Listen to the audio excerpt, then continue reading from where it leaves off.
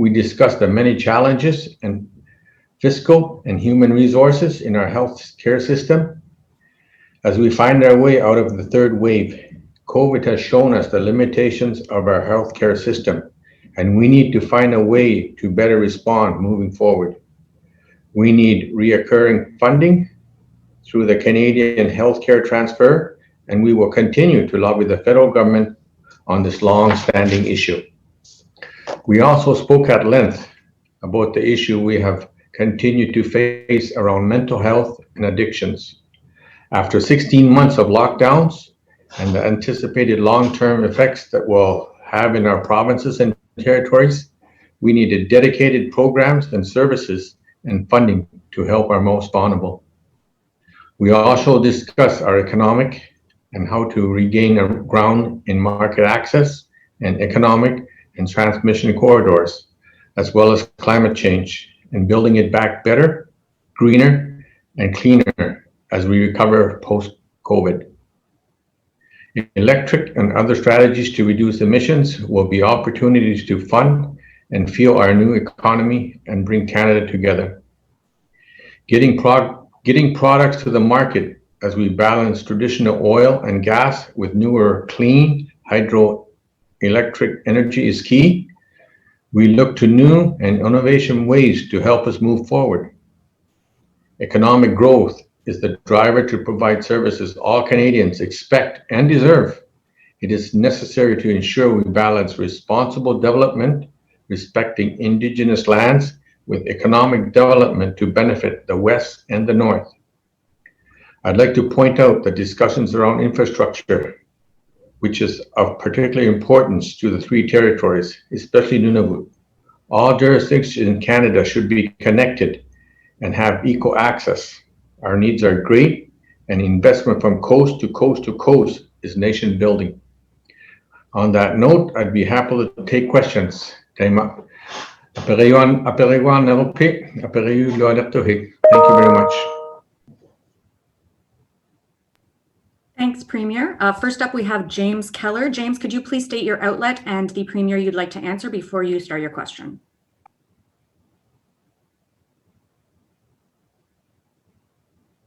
Hi there, it's James Keller with the Globe and Mail here. This is a question, I guess, for all of the premiers.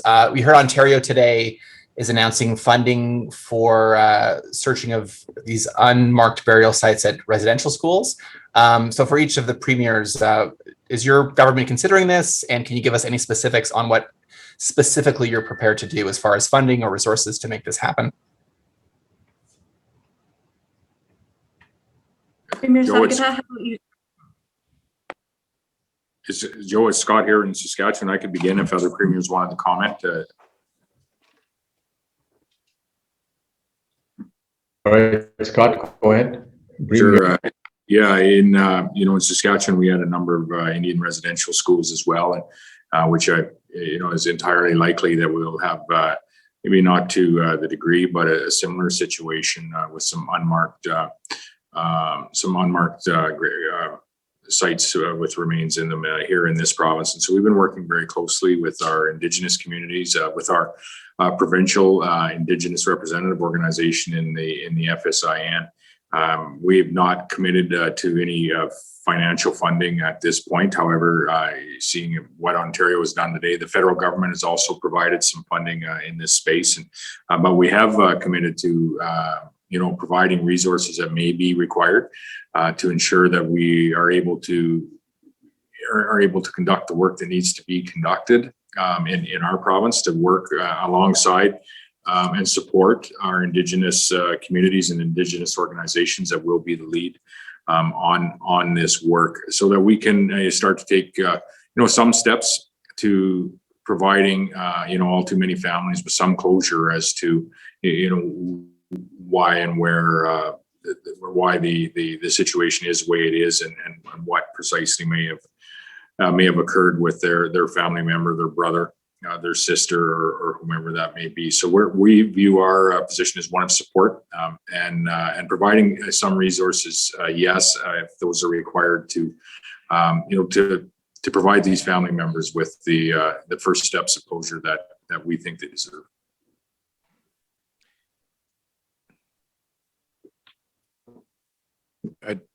Joe, do you mind if I proceed? I believe, Okay, it's believe- Jason Kenney here. So, sorry, go ahead. Sorry. All right. I think that was to me. Okay, so sorry for the technical difficulties here to the media. Thank you for the question, James. The answer is yes. Alberta will be announcing in the days to come a multi-million-dollar package of support for First Nations to help them in their work of identifying any unmarked graves and properly commemorating sites where there were residential schools, where there may be undiscovered remains. Alberta had the largest number of Indian residential schools in the country. As the Truth and Reconciliation Commission underscored, a great deal of work has been done over the years by First Nations and others to help identify remains, but there is probably much more work that still needs to be done. So our Indigenous Relations Minister, Rick Wilson, has been working across the government to assemble a multi-million-dollar package. These will be grants that go to Indigenous organizations for them to decide how best to approach these sensitive issues. Our understanding is that in some cases, some of the nations may not actually want to disturb graves for spiritual reasons. Instead, in some cases, they may simply want to have a permanent form of commemoration. In other cases, they may want to do the full archaeological research that would require cooperation with technical experts, with advanced equipment. In any event, we'll be there to support their choices, and we'll be doing so financially with an announcement detailing that in the days to come. I believe Premier Horgan and Premier Silver both wanted to speak to this as well, so we'll go with them next.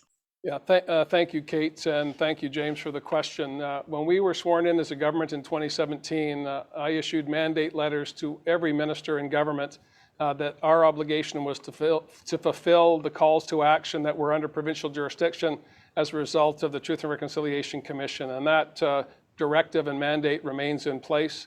In addition to that, of course, the Kamloops and Secwepemc leadership is dealing with not just a provincial issue here in British Columbia and a national issue, but indeed an international issue. And my hands go up to Chief Casimir and the people of Kamloops who are dealing with this profound shift in how we approach these questions. And we stand ready to take our direction from the leadership of the communities across British Columbia. Some 22 residential schools were in operation in British Columbia.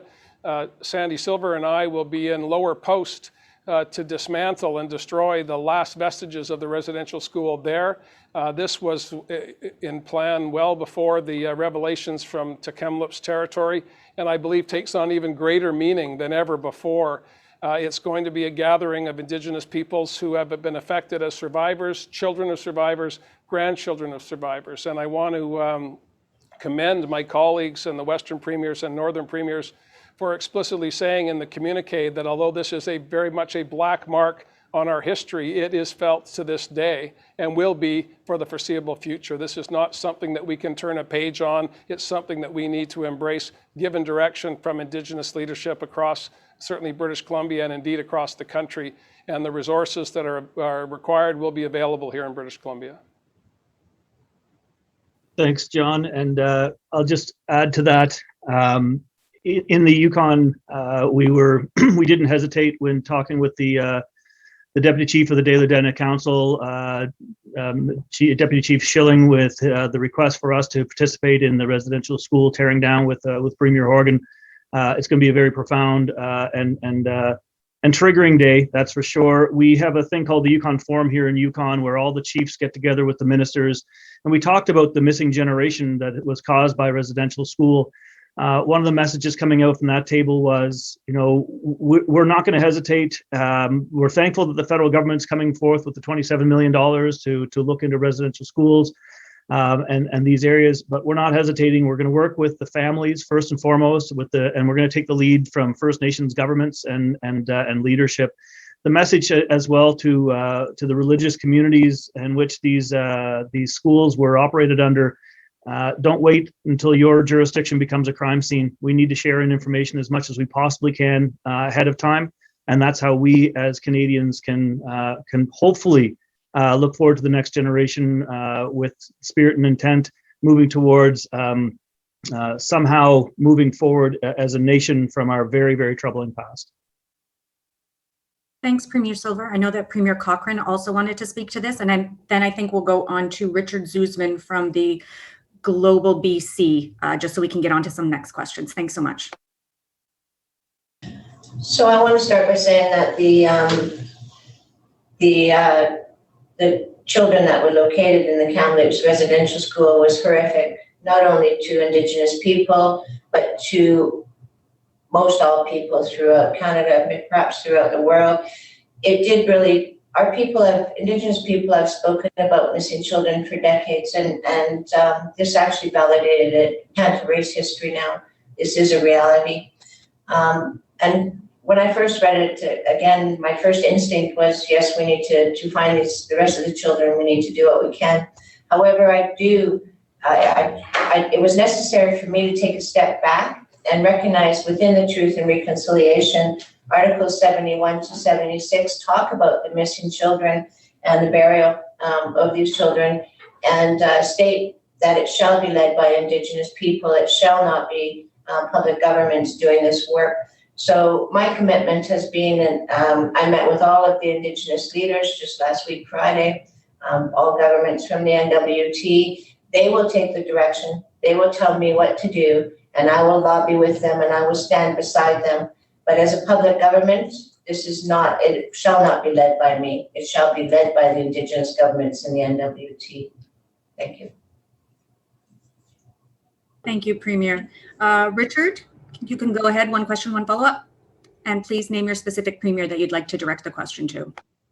It's Richard Zussman from Global News here. I'll start with Premier Jason Kenney and Premier John Horgan. I understand conversations are happening this week around the Premier's table about reopening the border. I want to get the sense we're hearing from some mayors along the border, especially in Ontario. They would like to see the US-Canada border open freely on June 22nd. What are your stances on what you would like to see in terms of recreational travel on the border, and specifically to Premier Horgan? With Metro Vancouver tourism struggling, even now that we can travel across BC, what specifically will the province be doing to help support Metro Vancouver operators if there is no international travel for a while here? Thanks, Richard. I think the first question was to me, and we did discuss both interprovincial and international travel. The government of Alberta will be lifting our advisory against non-essential interprovincial and international travel when we get to our full reopening, which will be at the beginning of July, around July the 1st or 2nd. And I understand from John said that Premier Horgan said that BC will be effectively doing the same thing with respect to lifting the advisory against interprovincial travel. I think we've all tried in the West to the greatest extent possible to allow for movement of people because our economies and communities are so closely integrated, while at the same time discouraging non-essential travel. I think we're going to move beyond that, and I can certainly tell you there are a lot of vaccinated, double-dosed Albertans who are really looking forward to going west and visiting with family and friends in BC this summer. And I very much hope that they'll be able to do so. And we will certainly welcome British Columbia visitors and commend BC on getting up to 76% first dose coverage. Good on British Columbia. With respect to international travel, Alberta's position is that we should facilitate a safe reopening of the U.S. border as soon as we reasonably can. I'd like to see that happen early in July. This is massively holding back our economy. What we see in the United States is that COVID does not pose a significant public health threat. There are some small localized exceptions to that, but generally you've seen in the across the United States, COVID numbers continue to fall with strong vaccination numbers. And in Canada, we're well ahead of them now in terms of first dose coverage. So I do think we need to exercise some targeted caution on international travel from areas of outbreaks, particularly with contagious variants. But there's protocols that we can follow, like facilitating easier travel for people who are fully vaccinated. And I know that a number of us as premiers will be bringing those ideas to the federal government. And thank you, Richard, for the question. I'll just wait to camera to come by. There we go. We have been working as premiers, the Western premiers, as well as at the COF table, the Council of Federation, on borders for some weeks now. This is obviously a federal responsibility, and I'm grateful that the current administration is seeking guidance and input from all of us. We'll be doing that on Thursday in a meaningful way. Staff have been at this for some time. And I agree with Jason to the extent that we need to have a targeted approach to this. I think we all agree that there are some parts of the world that are further advanced than others in terms of vaccinations. I want to see a clear plan from the federal government on how they're going to monitor who's coming, how they're coming, by air, by land, by sea when it comes to BC. And these are issues that obviously not just the tourism industry are concerned about. All British Columbians, indeed all Canadians, want to get back to something resembling normal. All of us are challenging that issue of what exactly normal is going to be, and that's going to take time and patience, and I would suggest caution. That is, again, a quintessential Canadian response, I believe. We're all going to be in this together, so we all want to take that first step with the leadership, of course, falling to the senior government or the senior order of government to make those calls. That's their jurisdiction. But we all have a role to play here, and I'm grateful we have that opportunity. We'll have more to say, obviously, come Thursday after we've had that First Minister's Conference. Thanks so much, Premier Horgan. Next, we have Lisa Cordasco from the Vancouver Sun.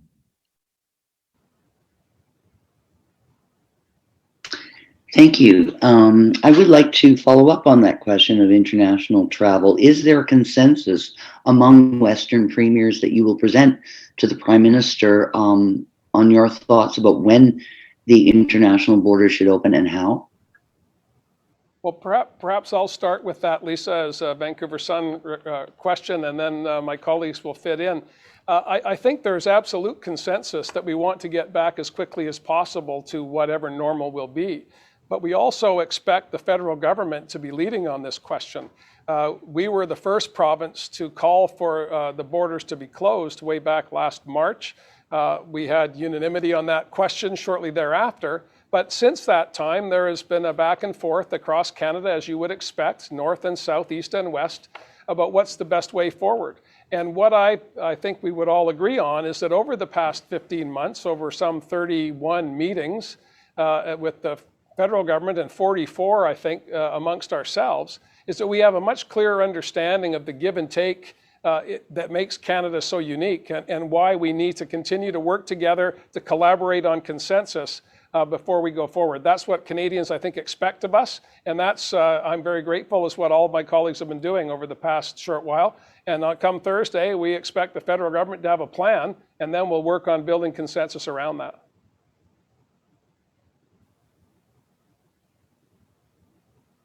Thank you very much, Premier Horgan. Next, we have Ian, and I'm so sorry if I'm saying this wrong, Froes from CBC Manitoba.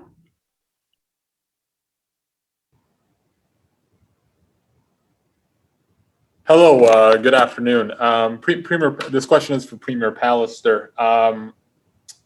In terms of, I guess, what are we looking for in terms of the easing of interprovincial restrictions in Manitoba? And then, like, were there discussions on that front? And then what about sort of a vaccination card, which you've introduced? Could there be some level of standardization being sought? Yeah, thanks, Ian. Any question on reopening of borders is inseparably linked with vaccination uptake.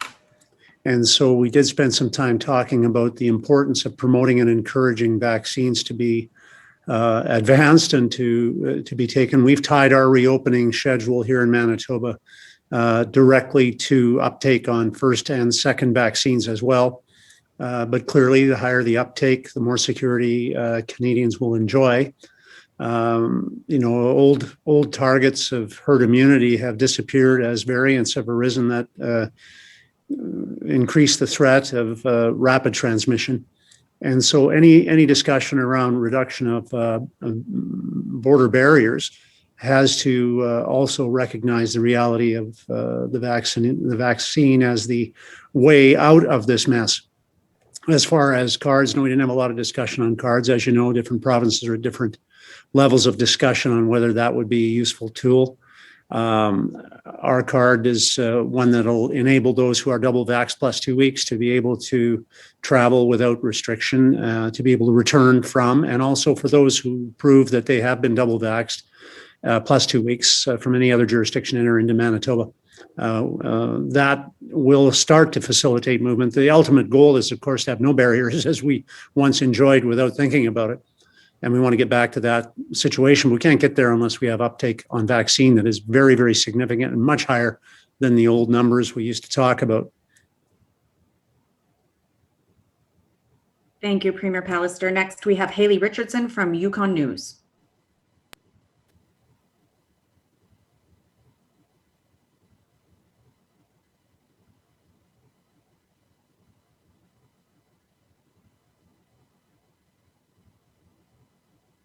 Haley, we can't hear you.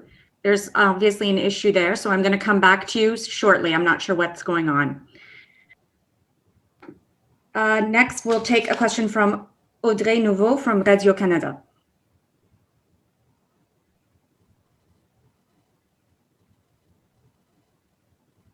Hi, my question is for all the premiers who are present today. Alberta will hold a referendum in October to ask Albertans if they want to remove the clause of the Constitution relating to equalization payments.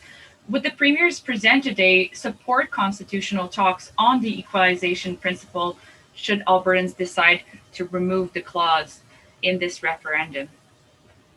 Audrey, est-ce que vous voulez en français et en anglais? Certainement, merci. Okay, I'll go first because it's an Alberta initiative. First in English, then French, and then any of my colleagues who might want to respond. So, Audrey, as you know, this is a commitment we made in the last election to give Albertans a chance to speak to the unfairness with which our province has been treated in the Federation. We are proud Canadians, proud to have been able to share much of our good fortune with other parts of the country when times were good here and bad elsewhere. But what Albertans can't accept is the notion that we've been making net contributions through our federal taxes of over $20 billion a year, even as we've gone through 5 tough years in our economy, while some other provinces have benefited enormously from that, even while they've been experiencing lower unemployment and higher growth. But what really irks Albertans is that some governments across the country that have benefited from equalization have supported policies that have damaged our economy and tried to block pipelines, for example, to create the wealth that we can share across the Federation. This referendum is really just an opportunity for Albertans to speak to this deep frustration. I think Albertans want to be constructive partners in the Canadian Federation. We demonstrated that through COVID, sharing our surplus personal protective equipment, helping out other provinces whenever and wherever we could. We want to continue playing that role, but we want to do it on a fair basis. And we want to send a message to our fellow Canadians in some parts of the country that if they want to benefit from the equalization dollars that are generated partly from Alberta's resources, then they have to let us develop those resources in a safe and responsible way. I'll say that briefly in French. Le référendum sur la péréquation est un engagement important dans les dernières élections en Alberta. C'est une occasion pour les Albertains à soulever leur inquiétude de l'injustice fiscale envers l'Alberta. Nous sommes les Canadiens fiers et généreux et nous voulons continuer à partager nos richesses, mais il faut que les autres gouvernements nous permettent de le faire. Il y a certains gouvernements qui ont profité des transferts fiscaux, y compris de péréquation, même quand l'Alberta était dans une récession grave et certains autres gouvernements se sont opposés au projet de ressources naturelles, y compris les oléoducs. Et alors, le référendum, c'est tout simplement une occasion pour les Albertains à demander un traitement plus juste dans la Fédération canadienne. Merci. Next, we'll go to Josh Aldrich from the Winnipeg Sun. Good afternoon. This is for Premier Pallister. The release talks about nation building through infrastructure projects. When we look at Manitoba, is this primarily increased sale of of hydroelectricity interprovincially, or are we looking more at highway infrastructure as a means of moving goods? What role do you see Manitoba playing in this? What was discussed during the meetings? Well, we all understand that the value of developing resources is particularly appropriate and important post-pandemic for Western Canada, and not exclusively us either. And partnerships across our region and across the country are vital in getting goods to market, whatever they may be. Energy is got buyers out there, and we've got the production for it. And so whether it's hydroelectric or other products, we're ready to go, and some type of corridor, some type of focus on transport of those products is vital. But we also need supportive partnerships that can facilitate these projects being developed. And that's a red tape issue of some annoyance, as you know, Josh, to us here in Manitoba. We've been working now for over half a decade to get a ditch dug to protect people from flooding in part of our province. And this is where work with the federal government is vitally important in order to help facilitate the development of certain projects such as these, whether it's a Trans Mountain pipeline or it's a ditch to protect people in flood situations. These are vitally important projects to move us forward, in particular post-pandemic, where the jobs they create and the opportunity to create more wealth is, as we all know, inseparably linked to supporting our social services such as healthcare, which is vitally important as we move forward and always has been and always will be. Do you have a follow-up, Josh?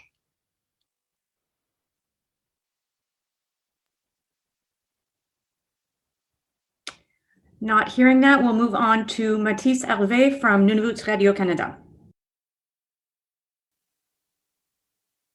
My question is for Premier Savikatag. I'd like to know what cooperation opportunities would they be with your counterparts in terms of infrastructure projects and development in Nunavut?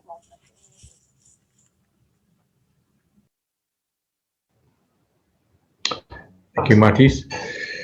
The cooperation would be if any large infrastructure projects interprovincial would be considered or built, but the bulk of the cooperation is that as the Western premiers, we speak as a unified group, and if there's an infrastructure issue that is pressing within Nunavut, I know that I can count on my Western and Northern premiers to help me in terms of our ask or request to the federal government. Thank you. Did you have a follow-up, Mathis? Not hearing one, we will move on to Trevor Wright with Nunavut News.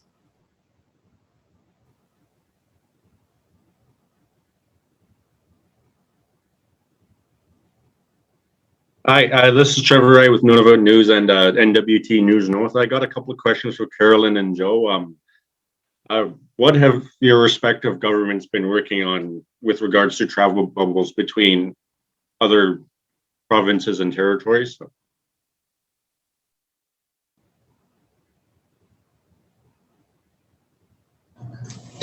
I guess I'll start then, and Joe, you can take on after. So we already have exemption basis. We're not talking travel bubbles anymore. We're talking exemptions. So with Nunavut, we've had that for quite a while, and we recently started one with the Yukon territories as well. But I think all jurisdictions are wanting to open up. People are tired of COVID-19. As stated before, we need to find out what the new normal will be. So, but for us in the Northwest Territories, it's not based on a firm date. It's based on our vaccinations, and it's based on the case counts in the South. So we did discuss it this morning in our meetings, and I really emphasized to all of the Southern jurisdictions, keep pumping out the vaccinations, because if we can get your people vaccinated, then we can actually open up. So I think right across, we all want to open up, and vaccinations is the key. And so please, if you haven't been vaccinated, please do your part and get vaccinated. Thank you.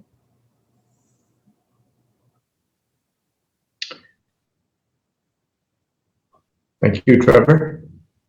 Here in Nunavut, as you're aware, just yesterday, anyone that is fully vaccinated now, whether they're the Nunavut residents or anyone from Canada, as long as they can prove that they're fully vaccinated, both doses, that they can come into Nunavut now without doing a 14-day isolation. Anyone that is not vaccinated then still has to do the 14 days isolation before they can come into Nunavut. Thank you. Thanks, Premier Savikata. We'll move on now to Arthur from the Regina Leader Post. Yes, thank you. This is for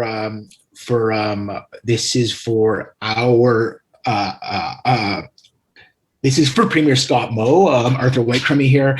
I wanted to ask, I was able to read the request that you sent to the federal government today regarding international travel. And I'm wondering if this is such an urgent issue for the economy, then why do we continue to have a recommendation in this province that tells people that they should not travel interprovincially? Have you actually given any thought to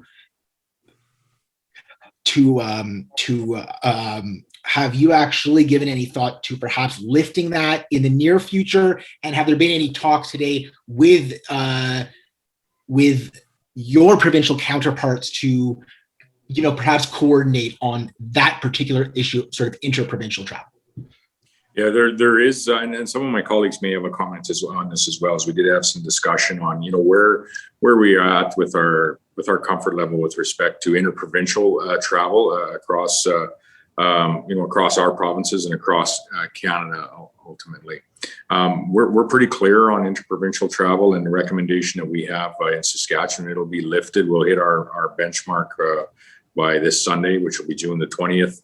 That'll allow us 3 weeks out to July 11th to be moving on phase 3 and the ultimate full implementation of all of our phases in removing all of the COVID restrictions that we have, and that will include any travel recommendations, not orders, but travel recommendations around interprovincial travel, asking people to not travel unless it's absolutely necessary. And there are people that have traveled and it is absolutely necessary for numerous people. We've mentioned, for instance, the city of Lloydminster, we actually share with the province of Alberta, as part of it is on the Alberta side of the provincial border, and part of it is on the Saskatchewan side.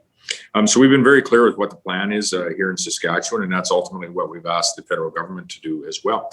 We didn't say we need to remove the quarantine that didn't need to remove the quarantine that is present for the international quarantine that is present and needs to be adhered to by everyone that is returning, whether they're fully vaccinated, whether they're Canadian, whether they're a non-Canadian resident. Everyone needs to abide by that quarantine, and that isn't the case in the interprovincial travel from Saskatchewan's perspective, which will be lifted on July 11th. But what we've asked the federal government for is to put forward what their plan is on when Canadians, in particularly fully vaccinated Canadians, would have the opportunity to not only not have to reside in a federally approved facility for those first number of days, but when would fully vaccinated people, Canadians in particular, but ultimately at some point everyone, be able to enter Canada without that quarantine, that 14-day quarantine period. It may be a phased-in approach that involves a test, and it may be a day or two quarantine until the test result is there. I don't know what it is, but what we are asking the federal government for is to communicate to people, Canadians, what their plan is on how we are going to allow for travel, because it is important. It is important not only for families to meet families, and I have friends that are thinking about how they would be able to reunite with their family in India, for example. But it's also important, if we're going to have a full, robust economic recovery, is our province and our nation is an export-based. We're an export-based economy. We do deal out of Saskatchewan with over 160 countries each and every year. We're very proud of the relationships that we have with those countries, and that we can, for a period of time, communicate like we are here today, digitally, but sooner or later it does require people to travel again to fully, for us to fully realize the economic recovery that we feel and the opportunities economically that we feel lie before us. We did discuss this just briefly. If there's any other premiers would like to comment, feel free.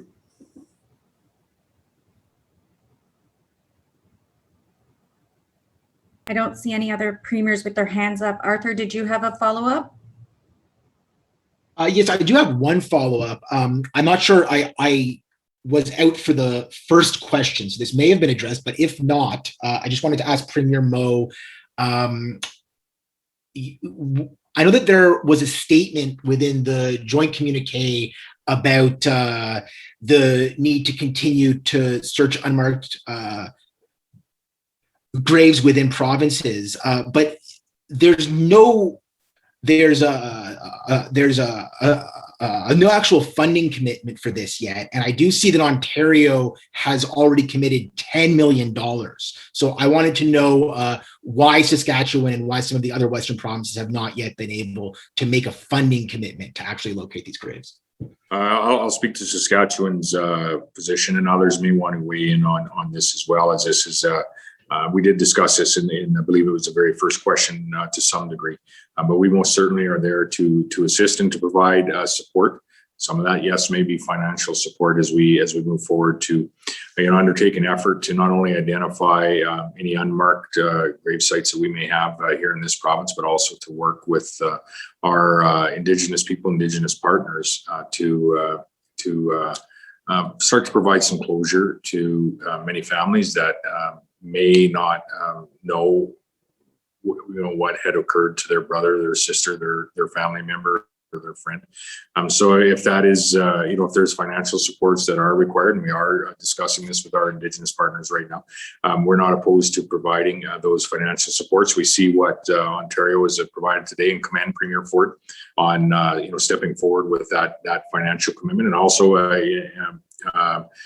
commend the federal government for providing in excess of $20 million for this effort as well, to not only fund some of the identification and of the grave sites and what may have happened to these individuals, but also to look at how we properly commemorate what has occurred here. Premier Horgan, pardon me, had spoken earlier to some of the work that him and Premier Silver are doing that was planned in prior to the confirmation of the grave sites at Kamloops. We in Saskatchewan as well will be very shortly commemorating and unveiling an initiative from our Lieutenant Governor, the Honorable Russ Marasti, which is really a commemoration and an opportunity and a monument to Indian residential schools survivors and their families right here at Government House in Regina, and that will happen very, very shortly. Again, that's an initiative that was previous to the confirmation of these unmarked grave sites at Kamloops, but an indication of the road that we are traveling in this nation and need to continue to travel in this nation. Could I just jump in here to say that first, we should also recognize, as did the Missing Children and Unmarked Grave project of the Truth and Reconciliation Commission, that a great deal of work has been done on trying to identify remains at or associated with residential schools. And what we should acknowledge the many years of hard work led by First Nations in that area. So the deeply disturbing revelations in Kamloops is not the beginning of the process, but hopefully it motivates all of us as Canadians to do everything possible to identify other unmarked graves. And now, when you ask about provincial governments, the residential school system was a federal system, and they carry the primary responsibility here. But I don't think this is an issue where we want to play focus on legal jurisdiction. We just all have to do our part. And as Premier of Northwest Territories said, this has to be done with Indigenous communities leading the way. and governments need to be supportive and respond respectfully in providing resources as they need it, when and where they need it. Thank you so much for that. I did get a little overexcited in my new moderating role, and I did skip over follow-up questions from Audrey from Radio Canada and Ian from CBC Manitoba. So if we could quickly circle back to them. Audrey, you can go first, and then Ian, please.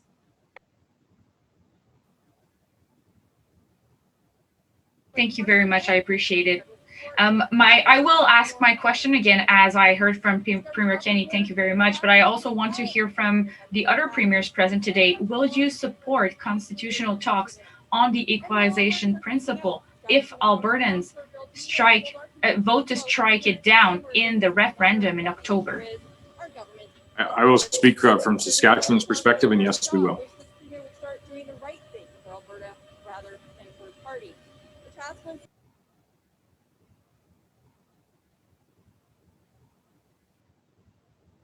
Did any other premiers want to speak to that? Not seeing any. Okay. We'll go to Ian at CBC Manitoba. Yes, good afternoon again. Thank you. Premier Pastor, given that some other provinces are committing funds, as expressed here, to investigating and looking for unmarked graves, will Manitoba consider changing its stance and putting provincial money forward? Well, we won't change our stance. Our stance was never against putting money towards this. We've been partnering with the federal government and First Nations communities already on a couple of projects. We'll continue to do that. And we're going to commit, as Carolyn so wisely said, to following the TRC recommendations in respect of this and many other issues, because they have to be community partnership based if they're going to work to effectively heal. And we have to run at these issues, not away from them. And if there's any good to come from the greater awareness, I think there is, of the Kamloops exposure on this issue, it is that the real history and the real reality of our country needs to be looked at, scars and all, and it needs to be looked at together in a spirit of partnership. This is how we built this country, but we didn't build it perfectly, and we need to acknowledge that. Thanks so much. We're now moving on to Bill Fortier at CTV News. Hi, the question is for Premier Jason Kenney. The question, Premier, is Tim Uppal on Sunday apologized and said he regretted his role in the former federal Conservative government's proposed niqab ban. Michelle Rempel-Garner also posted that she regretted not speaking out against it. As former immigration minister, you played a role. And also in 2015, you said some fairly negative things about niqabs. I'm wondering in 2021 if your views have changed and if you also, as Tim Uppal did, would apologize or would like to say something a little bit different about niqabs and about your role in that proposed ban back in the... Well, they're actually, I've never supported a proposed ban. To the contrary, I've always said that Canada is a country that protects and respects religious freedom and pluralism, and the government has no business regulating what people wear. Unlike in certain European and Middle Eastern countries that do have bans on face coverings, that has never been proposed. I've always opposed that. In fact, when I was the federal minister for multiculturalism, I threatened to sue the then PQ government of Quebec on behalf of Canada for a proposed violation of the Constitution in banning ostensible religious symbols, including hijabs, niqabs, yarmulkes, crosses, etc., from people in the receiving or delivering public services. My record on these matters is could not be more clear. As a minister of immigration who welcomed over 150,000 Muslims to Canada as new Canadians, who developed special refugee protection programs for persecuted Muslim minorities like the Rohingya victims of genocide in Burma, the Uyghur victims of genocide in China, the Ahmadis targeted for persecution in Pakistan, and others. I spoke out as Minister of Multiculturalism against proposed hijab bans, like from the Quebec Soccer Federation, and in fact was recognized for my close work with the Canadian Muslim community with awards like, for example, from the Association of Progressive Muslims of Canada. I have had the honor of visiting literally dozens of mosques and Islamic schools across the country. I have always defended public funding of Islamic independent schools and strengthened that and their rights here in Alberta through the School Choice Act, and have just this past week, as you know, our government announced additional measures to strengthen the prosecution of hate crimes. We announced the security infrastructure project at the Al Rashid Mosque in Edmonton, the oldest mosque in Canada, to help mosques and other vulnerable community institutions to harden their security against potential violence or vandalism. So we will continue to work closely and respectfully with the Muslim community in the best tradition of Canada's pluralism. If I could just pitch in, there are very few people I've worked with in my elected life of public service who have done more genuinely to reach out and to really bring people together while recognizing the incredible multicultural nature of our country than Jason Kenney.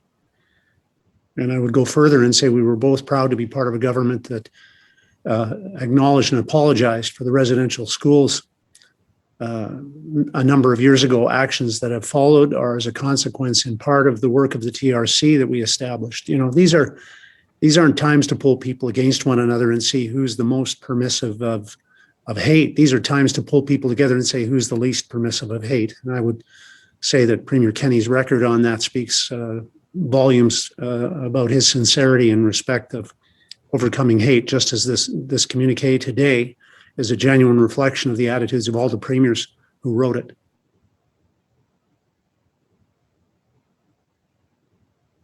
Thanks so much for that. We are going to take one last question because we are running against the clock here. We're already over. So the last question will be from Joanne Stassen at CBC. And thanks everyone. And I hope to see you in Nunavut someday soon. Yeah, this question is for Premier Cochrane. I'm hoping you can hear me okay. I just wanted to ask, just maybe you could give us a little sense of, we've talked a lot about COVID. We've talked about the impact of this recent finding at Kamloops School, but I'm wondering if you could give us a sense, coming out of this meeting, what's sort of been the most helpful thing about getting together with these other Western premiers that you're taking away from this meeting? Thank you. So I've been a premier for 1.5 years, and I joined the table, and there's a lot more experienced premiers across the country. I think that COVID really brought forward the fact that although there's different party lines out there and different views and perspectives, the NWT is consensus government, so we've been kind of we were sheltered from a lot of the party lines. Is that when it comes to major issues such as COVID, infrastructure gaps, opportunities, cross-jurisdictional, parties don't matter. It's when we work together as all premiers that we do the best for the residents of Canada. And so the NWT is one jurisdiction in Canada, but I'm proud to say I'm a Canadian. And by working together, finding commonalities that we can all stand up for, that is the way, in my opinion, that we represent Canadians. And that is my stance, and that is my goal as we work forward into the rest of my term as Premier. And I'm picking up that all of us are on the same boat with that. Thank you. Great. Thank you all so much for attending the press conference for the 2021 Western Premiers Conference. If you have any follow-up questions, I suggest you reach out directly to the Premier's offices. Thanks so much, everyone.